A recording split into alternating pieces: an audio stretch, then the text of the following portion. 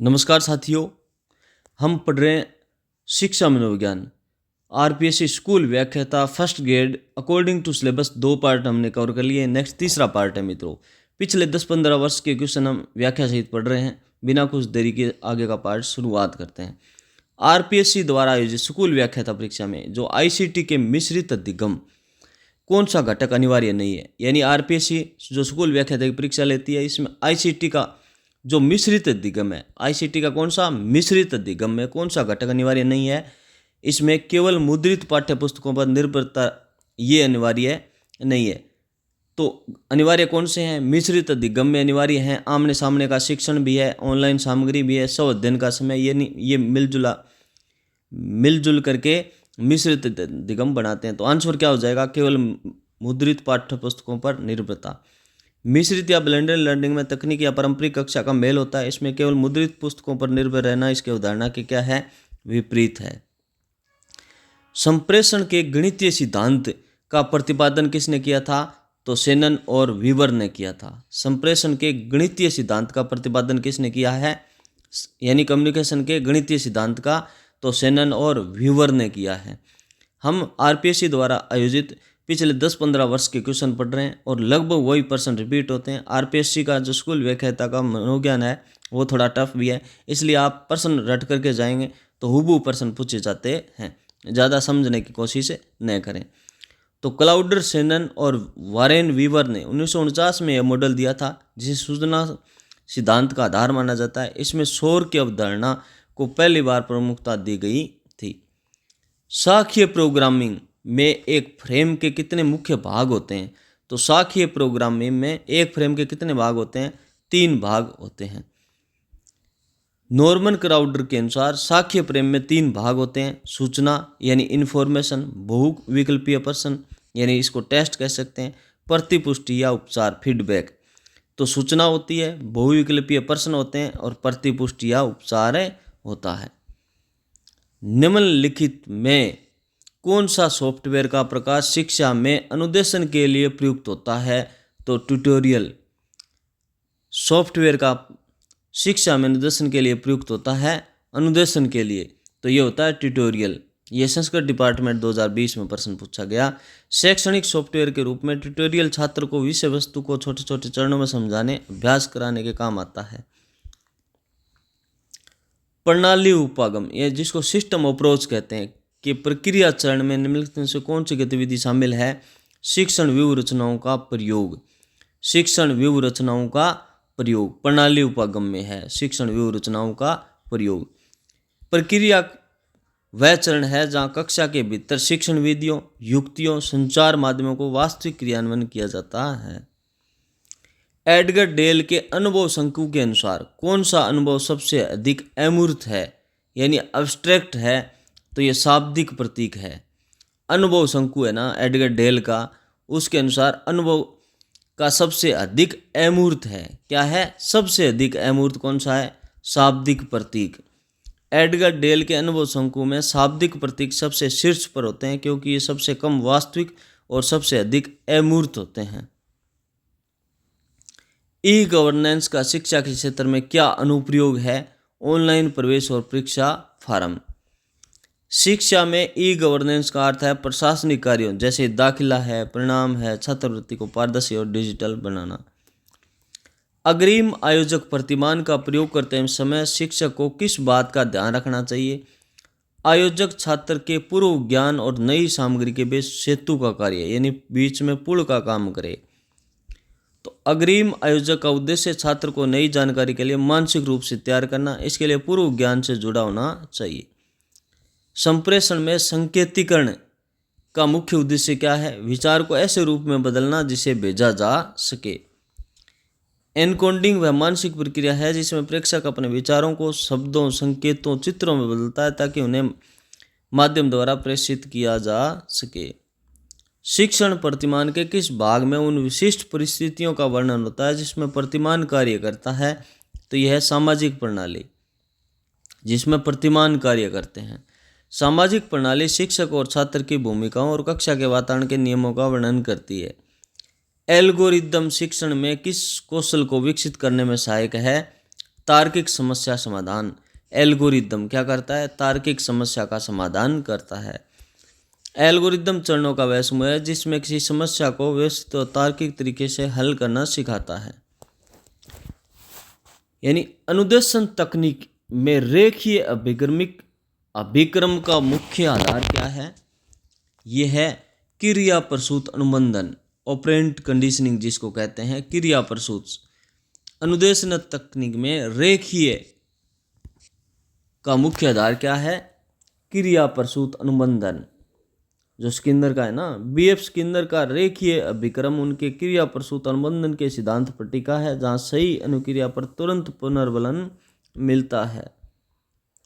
RPSC के अनुसार संप्रेषण का द्विमार्गी होना क्यों आवश्यक है? यह प्रभावी अधिगम और फीडबैक सुनिश्चित करता है। जब संचार दोनों तरफ से होता है तो गलतफहमियां दूर होती है, सुनिश्चित होता है कि छात्र ने विषय के सही ढंग से समझा है। आईसीटी का शिक्षा में उपयोग करते समय डिजिटल डिवाइड का क्या अर्थ है? अमीरों और गरीबों के बीच तकनीकी पहुंच का अंतर। डिजिटल डिवाइड वह खाई है जो उन लोगों के बीच है जिनके पास आधुनिक तकनीकी पहुंच है और जिनके पास नहीं है। शिक्षण प्रतिमान में सहायक प्रणाली में तत्वों में क्या आता है? पुस्तकालय, प्रयोगशाला और डेटा। सहायक प्रणाली यानी सिस्टम जो सपोर्ट सिस्टम में उन सभी भौतिक और मानवीय संसाधनों का उल्लेख होता है जो उस मॉडल को सफल बनाने के लिए आवश्यक है। संप्रेषण के दौरान चैनल का चयन किस पर निर्भर करता है? संदेश की प्रकृति और प्राप्तकर्ता की सुविधा पर।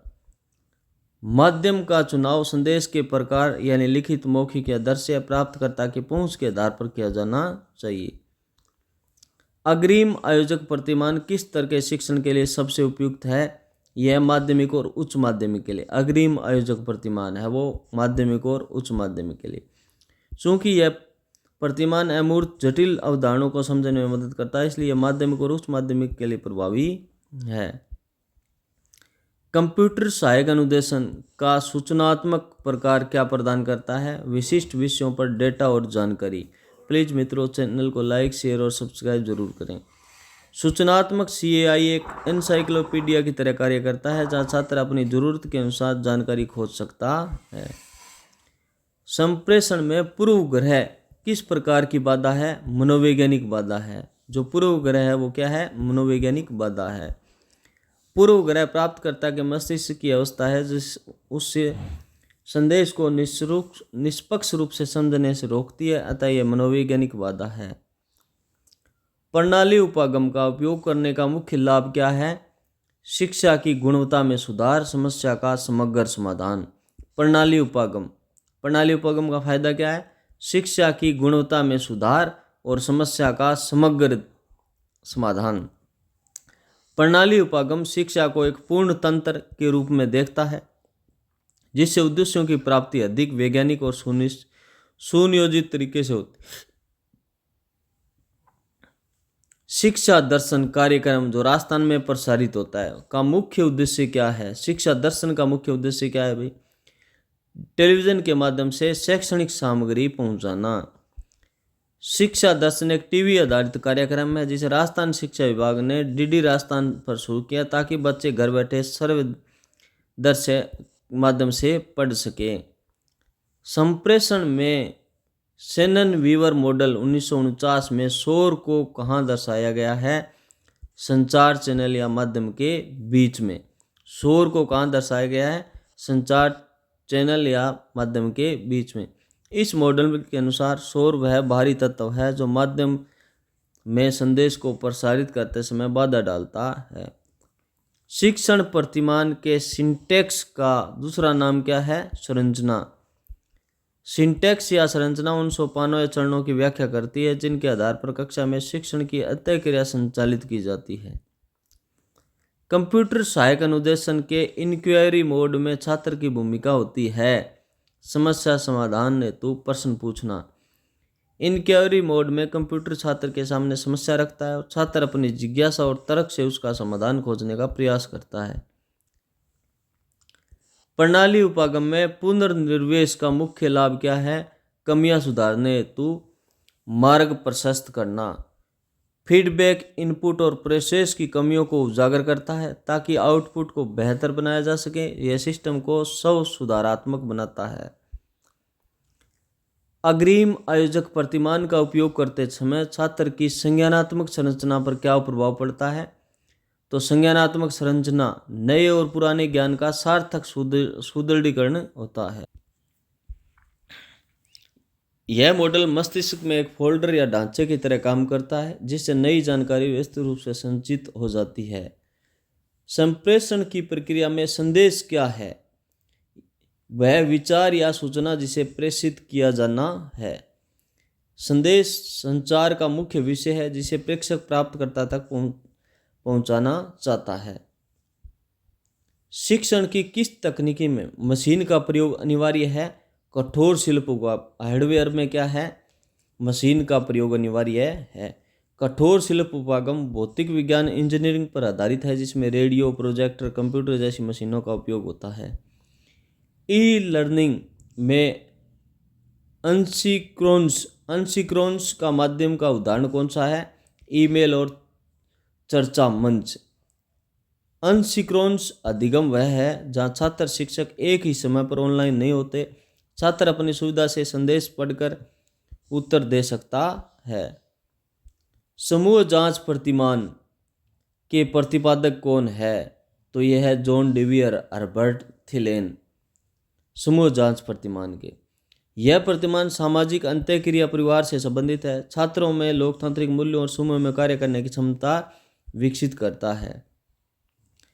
संप्रेषण में एंट्रोपी को कम करने के लिए क्या आवश्यक है? संदेश की पुनरावृत्ति और स्पष्टता।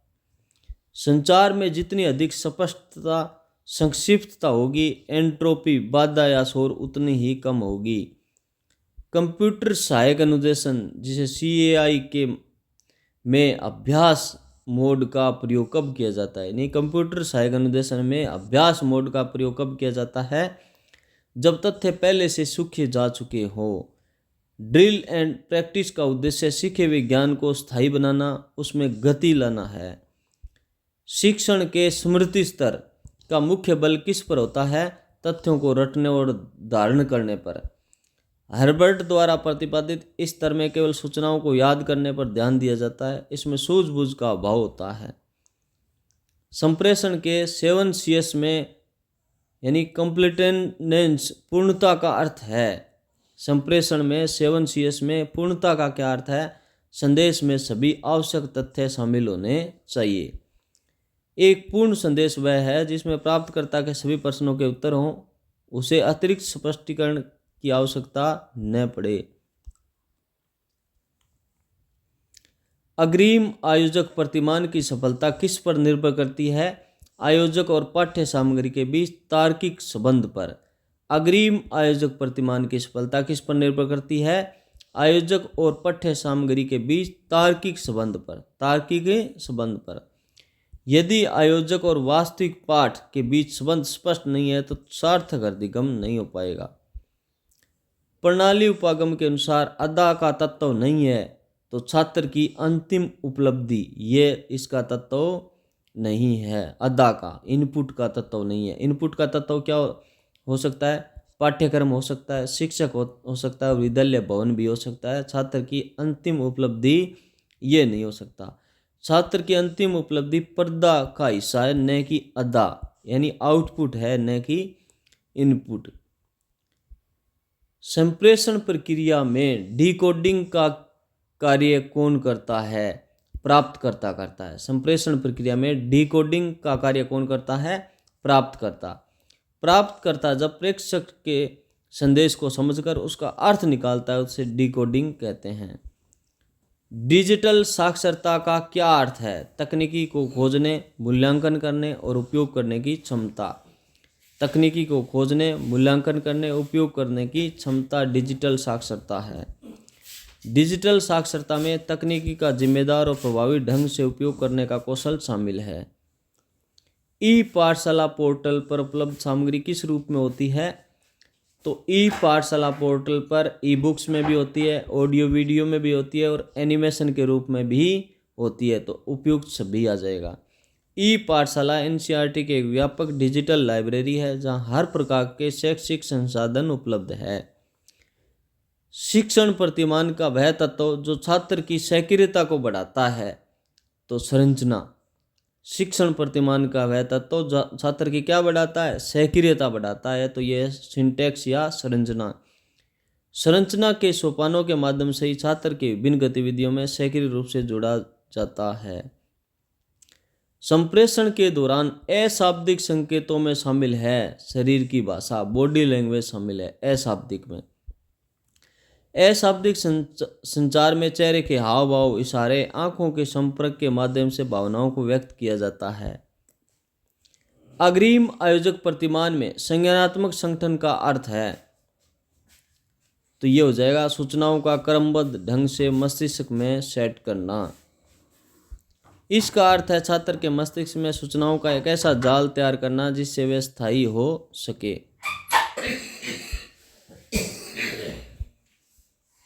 कंप्यूटर सहायक अनुदेशन की सबसे बड़ी सीमा क्या है? इसमें मानवीय संवेदना और सहानुभूति का अभाव होता है। कंप्यूटर सहायक अनुदेशन की सबसे बड़ी सीमा क्या है?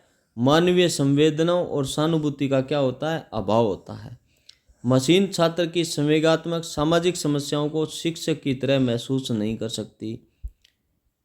स्वायाम का पूर्ण रूप क्या है? Study webs of active learning for young aspiring minds. Swayam का पूर्ण रूप क्या है? एस का मतलब study webs of acting learning for young aspiring minds. यह भारत सरकार का एक विशाल ऑनलाइन पोर्टल है जो निःशुल्क कोर्स उपलब्ध कराता है। संप्रेषण में समीपता का सिद्धांत क्या दर्शाता है? प्रेषक और प्राप्तकर्ता के बीच की भौतिक दूरी का प्रभाव। भौतिक समीपता संप्रेषण को अधिक अनौपचारिक बनाती है। प्रणाली उपागम के किस तत्व को शिक्षण की रणनीति माना जाता है? प्रक्रिया को। प्रक्रिया के अंतर्गत ही शिक्षक अपनी योजनाओं और युक्तियों को लागू करता है। ई लर्निंग में मल्टीमीडिया का उपयोग क्यों किया जाता है? अधिगम को रोचक और बोधगम्य बनाने हेतु। ऑडियो विजुअल माध्यम से डिजिटल विषयों को आसानी से समझा जा सकता है। शिक्षण का बोध स्तर किसने दिया था? मॉरिसन ने। मॉरिसन ने इस स्तर में तथ्यों को केवल याद नहीं किया जाता बल्कि उनके अर्थ और संबंधों को समझा जाता है।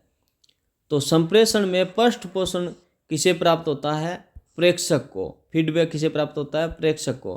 प्राप्तकर्ता की प्रतिक्रिया जब प्रेषक तक पहुंचती है तो उसे ही फीडबैक कहते हैं। अग्रिम आयोजक प्रतिमान का मुख्य केंद्र क्या है? फोकस क्या है? संज्ञानात्मक संरचना का सुदृढ़ीकरण। डेविड आशुबेल के अनुसार यह मॉडल छात्र की सोचने और जानकारी को व्यक्त करने की क्षमता को विकसित करता है। तो इस प्रकार मित्रों ये अपना पार्ट भी यहाँ समाप्त करते हैं। नेक्स्ट के क्वेश्चन, बहुत सारे क्वेश्चन है वो आगे वीडियो में पढ़ेंगे। प्लीज़ मित्रों चैनल को लाइक, शेयर और सब्सक्राइब जरूर करें और कमेंट जरूर करें किसी भी प्रकार से। यदि आपको अच्छा लगे, बुरा लगे, जैसा भी है आप ज़रूर बताओ कि वास्तव में अब ठीक चल रहे हैं। यदि आप 10 बंदे देख रहे हो, 15 देख रहे हो, तो कम से कम आप कमेंट करो क्या ये कंडीशन ठीक है या फिर इसमें सुधार की कोई गुंजाइश है। प्लीज़। ओके, थैंक यू दोस्तों।